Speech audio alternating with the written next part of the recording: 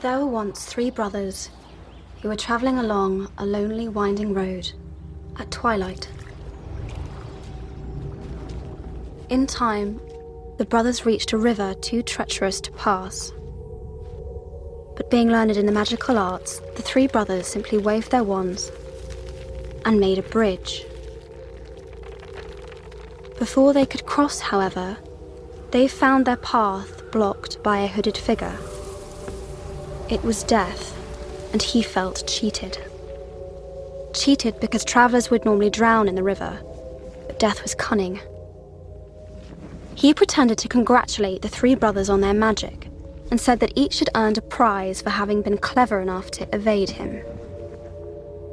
The oldest asked for a wand more powerful than any in existence, so Death fashioned him one from an elder tree that stood nearby. The second brother decided he wanted to humiliate Death even further and asked for the power to recall loved ones from the grave. So Death plucked a stone from the river and offered it to him. Finally, Death turned to the third brother. A humble man, he asked for something that would allow him to go forth from that place without being followed by Death. And so it was that Death reluctantly handed over his own cloak of invisibility. The first brother traveled to a distant village, where with the elder wand in hand, he killed a wizard with whom he had once quarreled. Drunk with the power that the elder wand had given him, he bragged of his invincibility.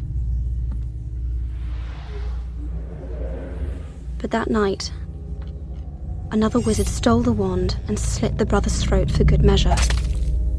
And so Death took the first brother for his own. The second brother journeyed to his home, where he took the stone and turned it thrice in hand. To his delight, the girl he had once hoped to marry before her untimely death appeared before him. Yet soon she turned sad and cold, for she did not belong in the mortal world.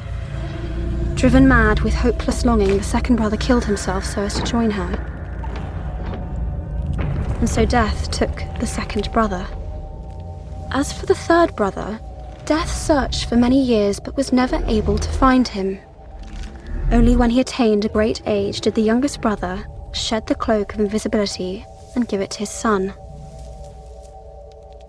He then greeted Death as an old friend and went with him gladly, departing this life as equals.